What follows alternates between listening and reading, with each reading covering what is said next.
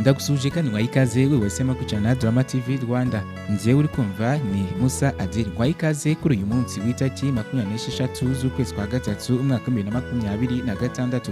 Nkwaye ikaze aho tujya kuganira kuri FIFA Series ku nshuro ya mbere iri kubera mu gihugu cy'u Rwanda. Ni kuri uyu munsi wo kuwa kane ubwo itsinda B riri butangire rikina n'ikipe ya Makau ndetse igiye gucakirana n'ikipe ya Reba. Uwo ni umukino wa mbere ugiye kuba kuri saa 7 kuri Kigali Pelé Stadium.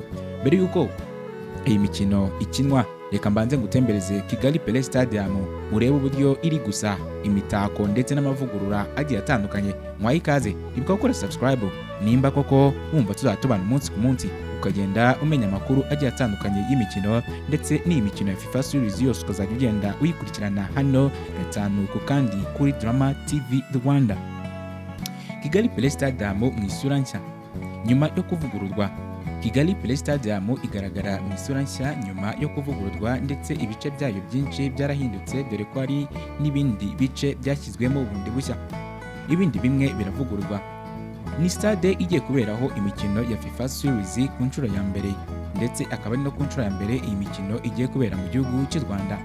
Muri Gashyantare umwaka 2026 nibwo hatangiye imirimo yo kuvugurura iyi stade ya Kigali yitiriwe umunyabigwi ari we Pelé. Uyu ni umunyabigwi ukomoka mu gihugu cya Brazil.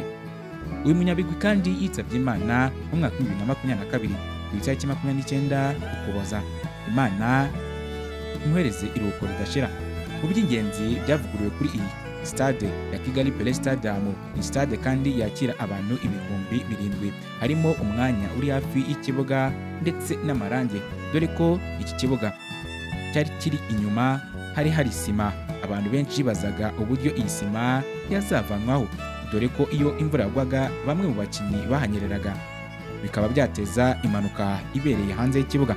Gusa si ibyo gusa, kuba harashyizweho tapi aho hari sima, hatewe amarange ndetse n'imitako igiye itandukanye igaragaza yuko iyi stade igiye kuberamo imikino yo ku rwego rw'isi ndetse ariyo FIFA Series. Ari ugukora amasuku yaba ku kibuga ndetse no mu byumba byose biri kuri stade. Hari kuvugurura udwambariro abenshi bita nka vestiaire ndetse n'ibindi bigiye bitandukanye. Gusa nawe ukigera muri stade uhita ubona ko yabaye nshya, yaravuguruwe koko, irarimbishwa ndetse isa neza. Ikindi wamenya kuri iyi Kigali Pelé Stadium ni aho abakinnyi bicara cyangwa kuri bande touche mu kirimi cy'amahanga. Intebe zari zirimo zari zitajyanye n'igihe za plastique, ubu zamaze kuba zavugururwa hashyirwamo izindi ntebe nshyashya zijyanye n'igihe, za zindi wicara ukumva wicaye neza. Si ibyo gusa, kuko iyi stade yamaze nanone kuba bashyiramo intebe zujuje ibisabwa ndetse intebe nyinshi cyane ahazwi cyane nko muri VIP ndetse no muri VIP, dore ko abenshi bajyaga batembera ndetse n'abahicaraga hari ukuntu bajyaga bicara ku ntebe za plastique bambitse imyenda yayindi yo muri decoration. Gusa kuri uyu munsi tuvugana hamaze kuba hashyirwamo intebe za VIP zimwe nziza cyane z'icyubahiro koko. Ni intebe kandi nyinshi ubona ko abantu bazinjira muri uyu mwanya w'icyubahiro bakahicara, bazahicara neza kandi batekanye ndetse bakabasha no kuryoherwa n'iyi mikino ya FIFA Series.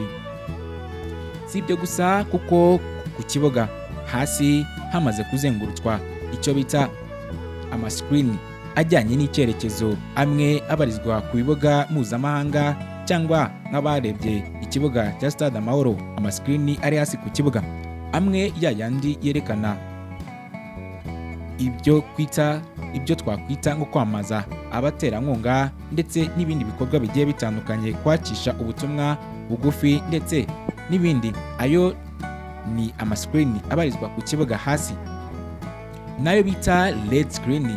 Aya ni ayanyuzwaho nyine ibyamazwa ndetse n'ubundi butumwa. Icyari gitegerejwe cyane kuri iyi stade ni ugutunganya ibirebana n'ibibazo by'amashanyarazi, dore ko abenshi cyane bari bamaze kurambirwa. Ni kenshi cyane iyi stade amatara yagiye azima, imikino iri kuberamo nijoro. Bamwe bakibaza bati, ese iyi stade mama nizadukoza isoni ubwo hazaba harimo imikino mpuzamahanga na FIFA Series? Uyu munsi baje kuba basubizwa bati, iki kibazo cyakemutse burundu. Uwaje kuba bisubiza ni umuyobozi w'ishyirahamwe y'umupira w'amaguru mu Rwanda ariwe Shema Nguga Fabrice.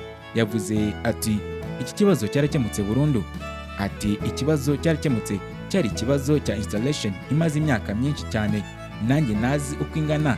Bivuze yuko insinga zari zarashaje zitakibasha kujyana umuriro neza nk'uko bikwiye, izindi zaragizemo ikibazo cya sirikwi. Gusa kuri uyu munsi tuvugana, ikibazo cy'amatara, ikibazo cy'umuriro aha kuri Kigali Pelé Stadium cyarakemutse. Abenshi bamaze igihe bareba kuri Kigali Pelé Stadium amatara yirirwa yaka ndetse akanarara yaka. Bivuze yuko iki kibazo cyaba cyashyizweho akadomo. Ni kuri uyu munsi wo kuwa kane w'itariki 26 z'ukwezi kwa gatatu umwaka wa 2026 nibwo imikino ya mbere y'itsinda B muri FIFA Series 2026 iri buze kuba itangira. Nakubwiye ngo Reba iraza kuba icakirana na Makau. Bamwe barakavuga bati iyi kipe ya Makau abakinnyi benshi ko basa, ese abasifuzi bazabasha kumenya uwavuyemo ko adasubiyemo? Ibi byose nibyo ugomba nawe kuza kwitega, ukaza kureba uburyo ibintu biraza kuba bimeze.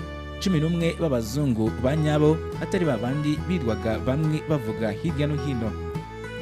N'amakipe araza kuba acakirana ku isaha y'isa 7:30 hano kuri Kigali Pelé Stadium, ndetse n'izo saha za hano mu gihugu cyacu cy'u Rwanda n'itsinda B.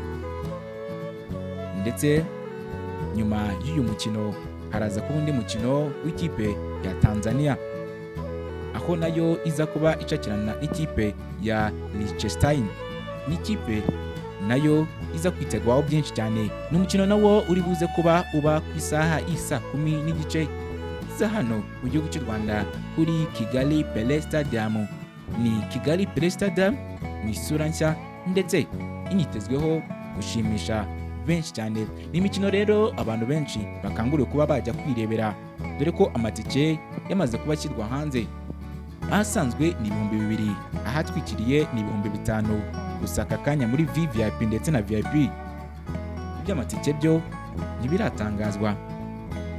Irebere nawe neza cyane ubundi ugende witemberera ubwi Kigali Pelé Stadium yaje kuba ivugururwa mu bice bigiye bitandukanye, amarange, ibindi bintu byiza cyane. Mushimire cyane rero we wakomeje kubana nanjye muri iki kiganiro cyacu ubwo twatemberaga Kigali Pelé Stadium mu isura nshya, mu isura ya FIFA Series 2026, imikino ya gishuti iri ku rwego mpuzamahanga, International Friendly Games. Ibiganiro byo nakagaruka kuri Drama TV Rwanda. Ibuka gukora subscribe. Naho njyewe ni Musa Ade. Ibiganiro byo nakagaruka. Ciao, hasta la vista.